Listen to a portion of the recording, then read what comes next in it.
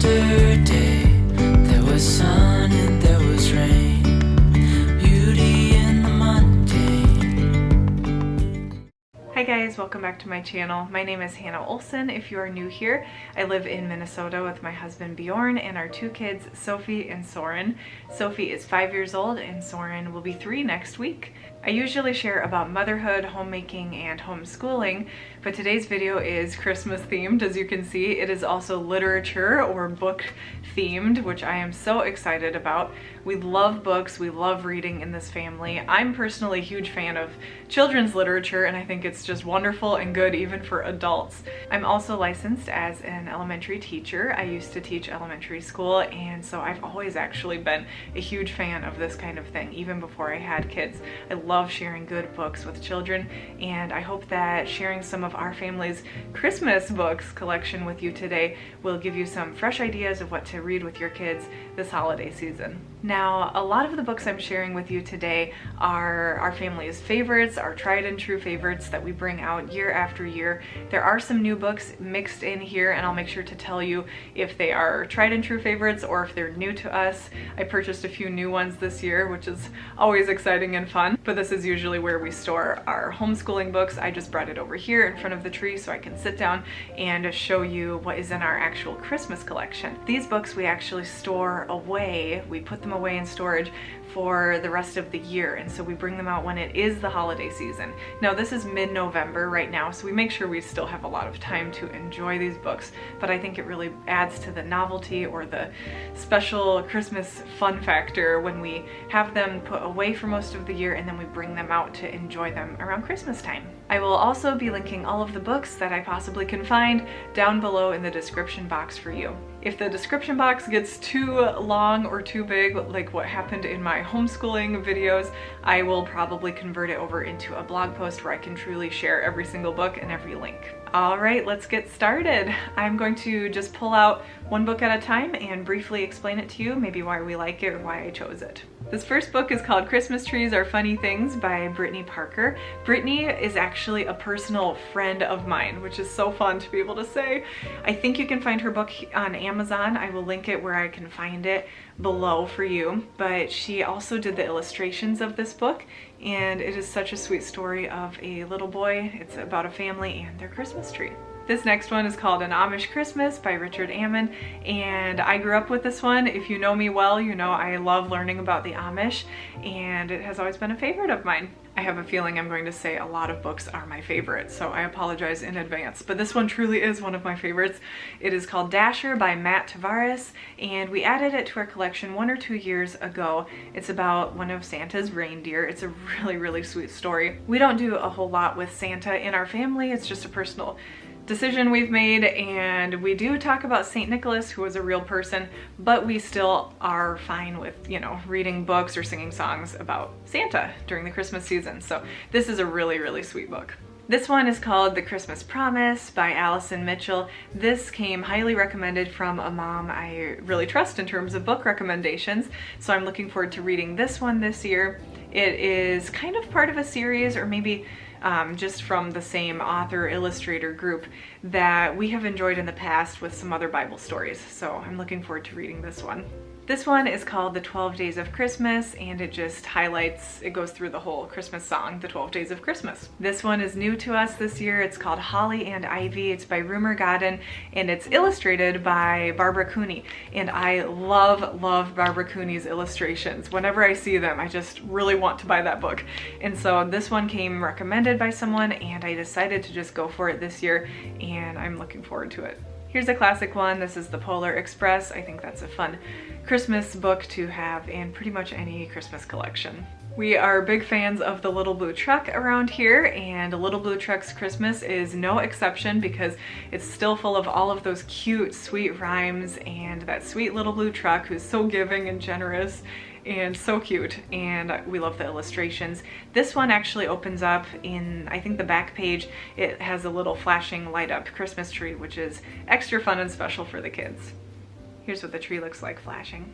I love these books from the My First Little House books collection, which are those Laura Ingalls Wilder books, but just illustrated in such a beautiful way. It's not a chapter book, it's a picture book, and I just love how they talk about different traditions or holidays or just life back then, and this is just another favorite. This one is new to us this year too. It is by Eve Bunting. It's called Night Tree, and it just had the most beautiful illustrations, so I did buy this one on Amazon this year.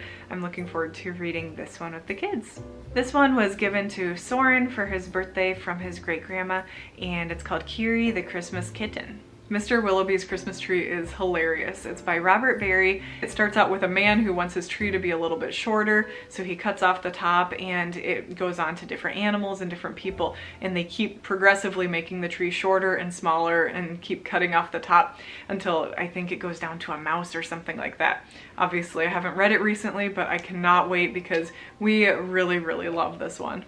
This book is called When It Snows by Richard Collingridge, and it is just a gorgeously illustrated book.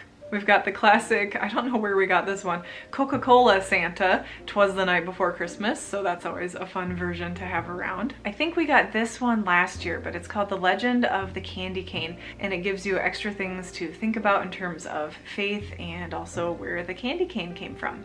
Here's another good one of those Little House on the Prairie books for kids, the little picture books that they make. This is called Winter Days in the Big Woods. I've always liked this one. It's really sweet. It's called Snowflakes Fall, and it's by Patricia McLaughlin, if I said that right.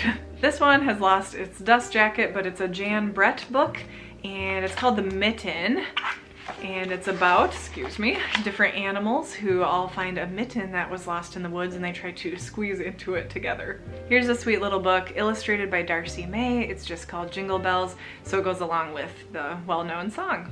We like this one. It's called Christmas Farm by Mary Lynn Ray, and it's just really sweet to see how the trees grow up to become Christmas trees. Here is another 'Twas the Night Before Christmas. This is the classic edition.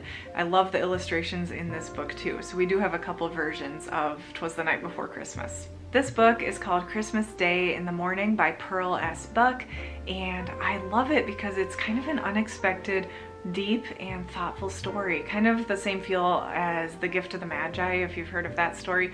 This is about a little farm boy who wakes up early to try to do the chores to help out his dad on Christmas morning. I really like this one. It's called There Was No Snow on Christmas Eve, and it just helps you really think through what the first Christmas truly was like, because there was no snow on Christmas Eve where baby Jesus was born, and I think it really helps kids to conceptualize that.